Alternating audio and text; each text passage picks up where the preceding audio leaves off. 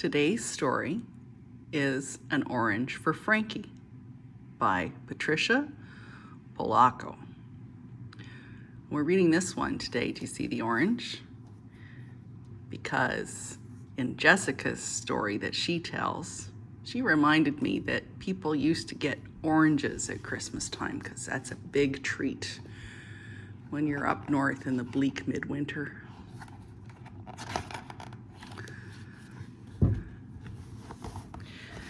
It was early winter. A morning mist lingered over the frosty fields in Lock Center. The snow whirled along the rail bed in front of the 628 freight train hurtling along the tracks out of Lansing bound for Detroit. Frankie was the youngest boy in the Stowell clan. He was all of 10. He shared his room with his two older brothers, Will, who was 13, and Ernest, the 16-year-old. They all awoke to the whistle of the 628 as it chuffed to a stop at the water tower at the edge of their property. Frankie sprang out of bed and leapt to the winter light. "She's steaming in right on time, too," he sang out excitedly. The boys dressed as fast as they could and tumbled down the stairs to their ma's kitchen. There were chores to do before school, and they had to help get breakfast for the guests that would arrive soon at their back door. The kitchen was already smelling like hoe cakes and warm molasses. The aroma of coffee and chicory was hanging low in the air. Thick rashers of bacon were spitting and sizzling in the pan on the wood stove. Frankie's three younger sisters were already downstairs. Bertha turned out a skillet of cornbread to cool on the sideboard. She was 9, the oldest girl still at home.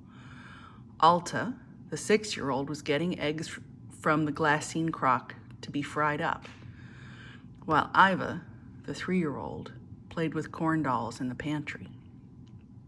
Frankie's 3 older sisters, Stella, Ada, and Mabel, had all gone to normal school and were teaching, though Stella, the oldest, had gotten married and was the mother of a 3-year-old girl. She and her husband were farming the spread right over the holler. "Look, it's Mr. Dunkel. He's the engineer today," Will announced as he looked out the kitchen winter light. Their ma looked and smiled, and then surveyed the raggedy men. The hobos were coming up to the house behind him. Mrs. Stowell swung open the back door and handed the engineer a stoking cup of hot coffee. "Step in. Looks like that cold out there is blowing hard up your back," she called out. And then she served up a plate of hoe cakes for him. "You boys see it to those men out there get washed up and filled with hot grub too," she said as she drizzled molasses on the hoe cakes and motioned to the 4 men huddling together. Ernest, Will, and Frankie toted the baskets of food to the back door. Bertha set out the bucket of steaming water and a chunk of lye soap and a towel. The men dragged off their mufflers and hats and rolled up their threadbare sleeves and washed themselves. "Much obliged," they muttered. Mr. Dunkel, like most of the engineers and bulls on this line, wasn't supposed to allow hobos on his train, but he knew times were hard and that those men got very little kindness from this old world, so he turned a blind eye. Frankie kept the hobos' cups filled with hot coffee. Most of them had come through before, except one. Frankie noticed that the man couldn't stop shivering. Wearing a fur hat, but a threadbare coat, he seemed much older than the others. He smiled warmly when Frankie filled his cup. Mrs. Stowell chatted with the men. She always called the travelers Mister, even though they had names like Boxcar Eddie or Too Tall Jake or Bull Trip Charlie. "What's your name, Mister?" Frankie finally asked the old man. And the man's eyes softened. "Jump up, Billy," he said. When he reached for Frankie to fill his cup again, Frankie could see under his coat. He didn't even have a shirt. Frankie raced up to his room and pawed through his sweater drawer. Most of the sweaters were too little for Frankie, let alone for a big old man like Jump Up Billy. Then Frankie pulled out his best sweater, the only one that would be big enough. He especially loved that sweater because Stella had knitted it for him last Christmas. But that old man needed it far more than he did. Frankie stuffed it under his waistcoat. He didn't want his ma to see what he was doing with it. Outside, he pulled the old man away from the others and behind the shed gave the sweater to him. The old man threw off his coat and eagerly pulled the sweater on, smiling as he stroked it. "Now ain't this purty," he whispered. "There's fire in your belly, boys. Time to set to the rails," Mr. Dunkel called out after bolting down the last cup of his coffee. Frankie hurriedly helped the old man on with his coat. "Best victuals this side of the Rockies, missus," Mr. Dunkel called out as he and the hobos crossed the field to the waiting train. When all of the hobos had crawled into their open boxcars, they lifted their hats and waved as the 628 blew its whistle and jolted to a start. The big iron wheels pumped and spun in place as billows of steam hissed and puffed with each turn. Finally, the train jerked. All of the cars made a clanging sound and the train was underway. As Mrs. Stowell and the others went into the house, Frankie watched that train until it disappeared, its whistle growing fainter and fainter. It made Frankie think about his pa. Christmas time was almost here. Pa should have been back by now. Frankie was looking forward to the gathering of the bows of green for the mantle. But the oranges were always the crowning touch. 9 of them, 1 for each of the Stowell children. Their father had driven horse and buggy all the way to Lansing to fetch those precious oranges back home in time for Christmas. Mr. Dunkel had said there was powerful bad weather up Lansing way. It has to be the weather holding Pa up, Frankie hoped to himself. School that day seemed to last forever. Frankie was glad to be home, even if he was having to stand still while his mother pinned up the hem on his angel costume for the Christmas pageant. He'd always wanted to be in the pageant, and this was the year that Miss Longstreet had picked him to be the archangel. "Hold still, Frankie," Mrs. Stowell scolded. "I can barely see these here small pins, and your wiggling doesn't help." "When are you going to go get spectacles, Ma?" And Frankie was only half teasing. "When pigs fly, son. We sure can't afford spectacles. We haven't finished off paying our winter hog." "If times are that hard for us, Ma, then we sure can't afford to feed all them hobos every week," Will said. Mrs. Stowell gave Will a withering look. "We had an abundant harvest. It didn't cost us nothing to share some of it with folks that could use it." Just then, there was a stomping on the front porch. The door flew open, and snow whirled into the parlor. "It's Ada and Mabel. Look, Ma, they're home." Bertha and Alta sang out as they leapt into their older sister's arms. Everyone cheered and hugged. "But where's Pa?" Ada called out. "He's always here to greet us," Mabel added. Their ma told them about the bad weather and that their father was probably delayed because of it. Later that evening, Stella, Fred, and baby May arrived. Soon everyone was in the kitchen, helping Ma with supper. Frankie smiled to himself. It was almost as if none of them had left home. Everyone was together again.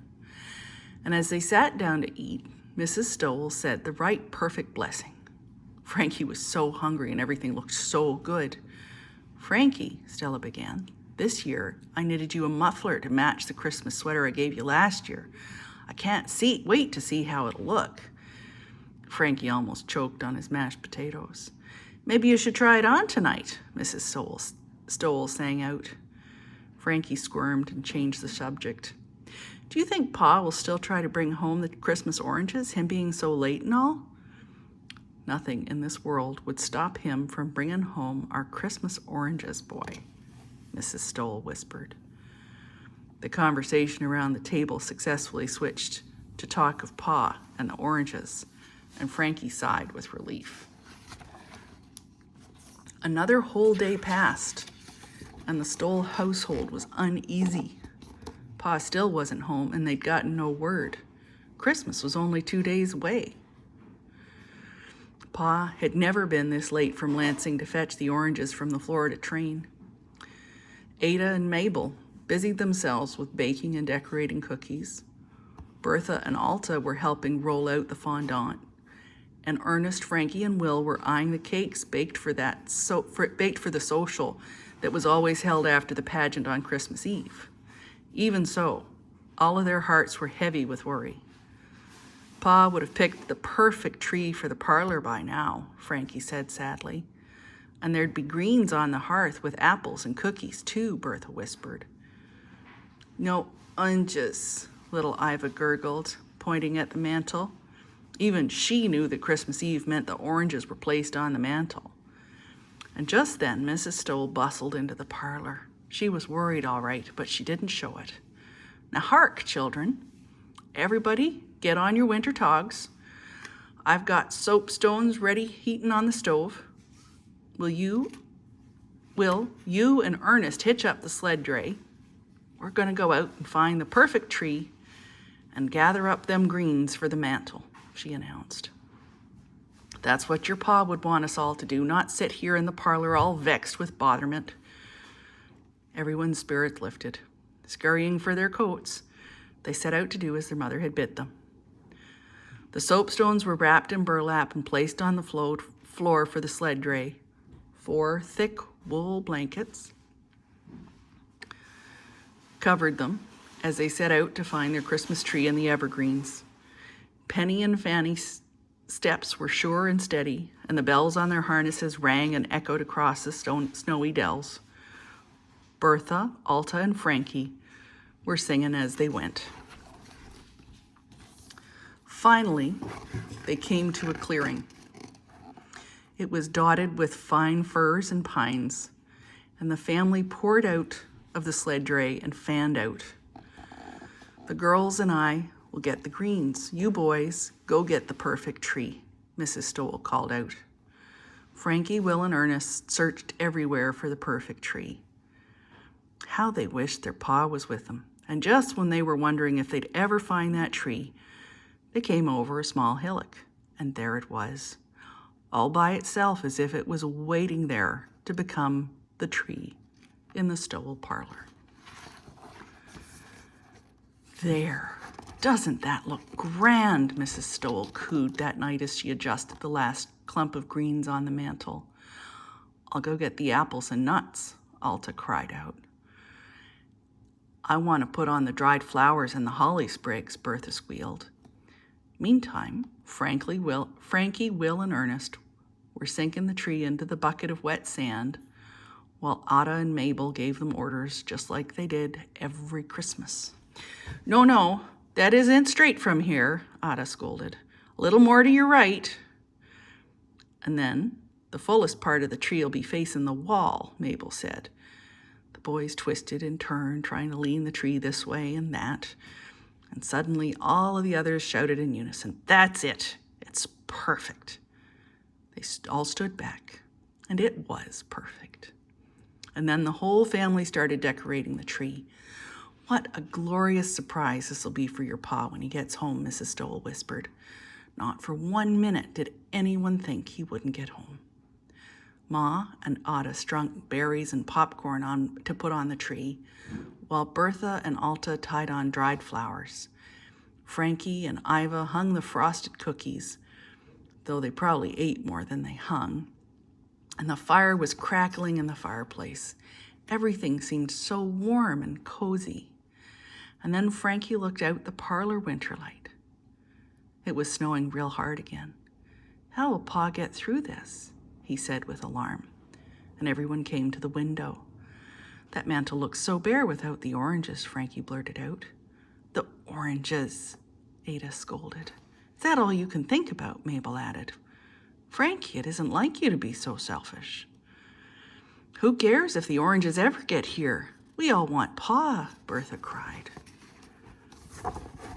That wasn't what Frankie had meant at all. With everybody being so upset, tempers were frayed. I ain't selfish, Ma, Frankie cried later that night. All I meant was that the oranges being there would mean Pa's home safe and sound. I know, and so do they. We're all so worried about your Pa, but maybe he'll be home by tomorrow. We'll pray for that tonight, his Ma said as she kissed her youngest son goodnight.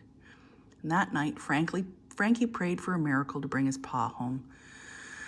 But outside it snowed and snowed and snowed, and by morning all of the roads were closed. There was no way for his buggy to get home. The next morning, the morning of Christmas Eve, Frankie and his brothers awoke to the 6:28 whistle as it steamed through their pasture.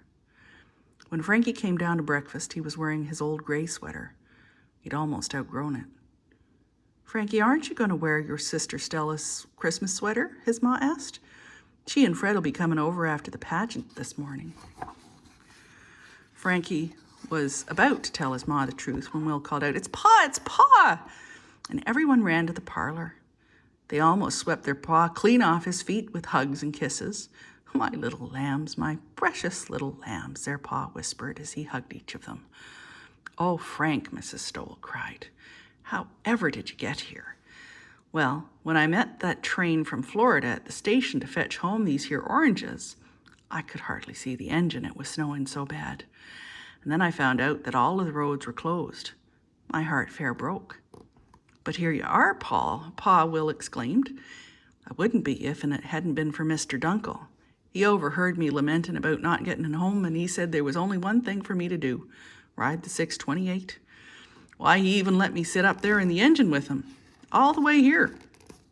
And he loaded the horse and buggy into a boxcar and brought them right along with us. Now, I just wonder what would make him think so kindly of me and my family." Pa looked right over at Ma when he said that. "I tell you, Rosa, it was a miracle. That's what it was. A miracle."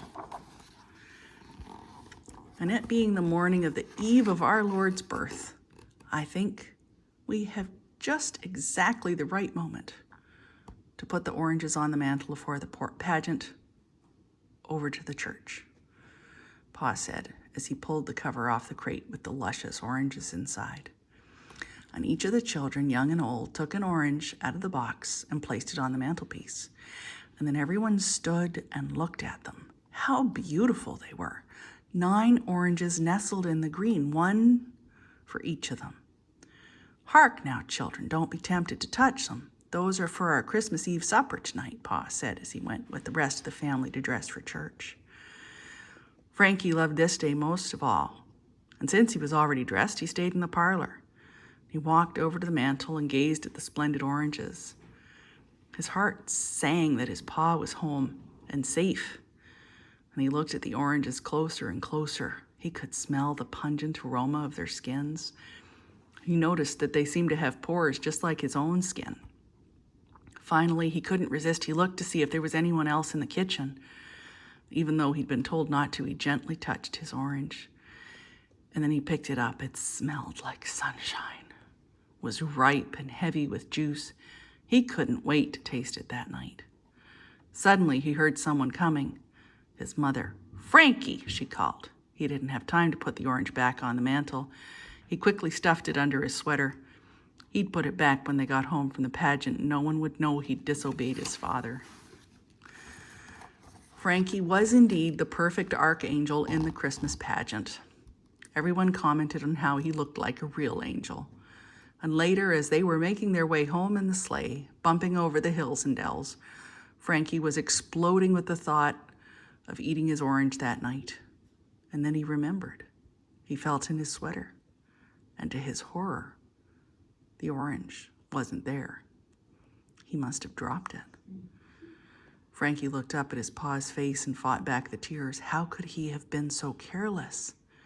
His orange, his precious orange, lost.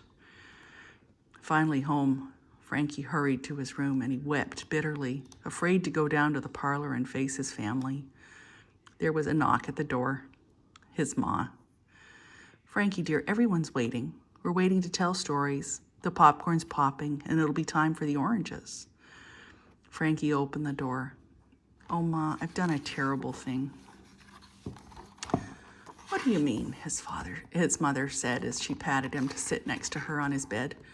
"I lost my orange," Frankie blurted out. "What? But how, Frankie?" "When everyone was getting dressed, I just wanted to hold that orange, and so I did. I was just looking at it, nothing more than that, but Pa said not to touch them. So when you came in, I slipped it into my sweater. I was going to put it back, Ma, He stopped. But I lost it.